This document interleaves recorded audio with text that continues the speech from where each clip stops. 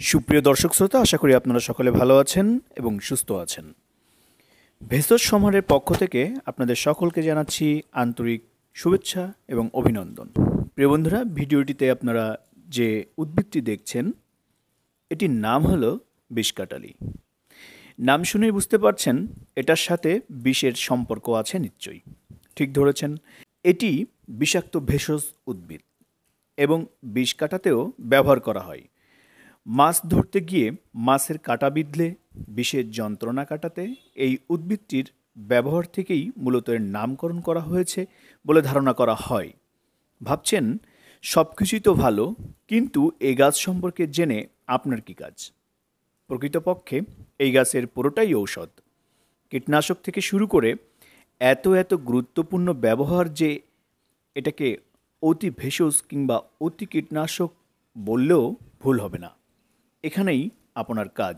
ফুলবাগানের কীটপতঙ্গ থেকে মুক্তি পেতে এই গাছের ব্যবহার কিভাবে করা যায় সেটা নিয়ে চিন্তা করা আর জানার চেষ্টা করাই আপনার কাজ। বিষকাটালি বা পানিমরিচ সম্পর্কে চলুন জেনে আসি। আমাদের দেশের বেশ কিছু গাছ বিষকাটালি নামে পরিচিত। এই গাছগুলির কোনো একটি এক বর্ষজীবী, আবার কোনোটি বহু বর্ষজীবী। এরা গুল্মজাতীয় উদ্ভিদ, সকলেই পার্সিকারিয়া জেনাসের অন্তর্ভুক্ত। জংলি বিষকাটালি, ঝিল বিষকাটালি, পানি বিষকাটালি, আঠালো বিষকাটালি, এরকম অনেকগুলো প্রজাতিই আমাদের দেশে পাওয়া যায়। লাল ফুলের বিষকাটালি লাল বিষকাটালি নামে পরিচিত। লাল কুকড়ি বা বিহগ্নি নামেও পরিচিত। এটি বহু বর্ষজীবী। চলুন বন্ধুরা, এবার জেনে নিই বিষকাঠালি উদ্ভিদের ব্যবহার সম্পর্কে। অন্য সব উপকারিতা ও ব্যবহার সম্পর্কে বলার আগে একটা বাস্তবিক বলি। আপনার ফুল বাগানে কিংবা জমিতে এটাকে আক্ষরিক অর্থেই বাস্তবিকভাবে কীটনাশক হিসেবে ব্যবহার করতে পারেন। পরিবেশ বাঁচল, বাগান বাঁচল, সাথে আপনিও বাঁচলেন। এর ঔষধি অনেক গুণের মধ্যে একটা হলো টিউবারকুলোসিস নিরাময়ে এর বীজের ব্যবহার। ভীমরুলের কামড় থেকে উৎপন্ন বিষের জ্বালা কমাতে বিষকাটালির রস ব্যবহার করা হয়। বিষকাটালির সংস্কৃত নাম বিশল্যকরণী।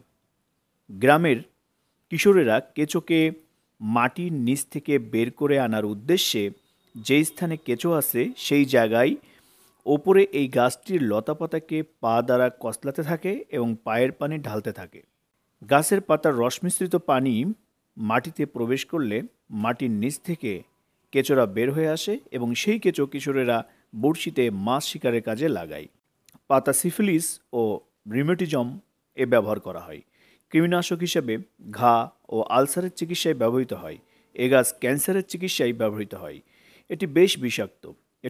এটি খেলে গৃহপালিত পশুর মৃত্যু পর্যন্ত হতে পারে। পাতার রস চামড়ায় রোগের চিকিৎসায় ব্যবহৃত হয়। পাতার রস ডিসেন্ট্রি, চর্মরোগ, লিভারের রোগে ব্যবহার হয়।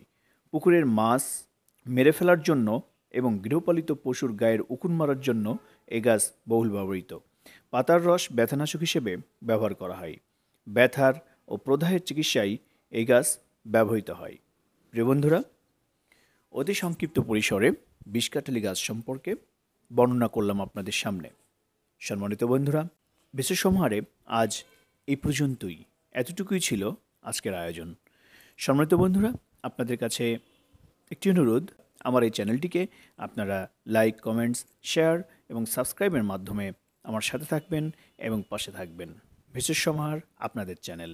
প্রিয় বন্ধুরা, ভালো থাকবেন, সুস্থ থাকবেন।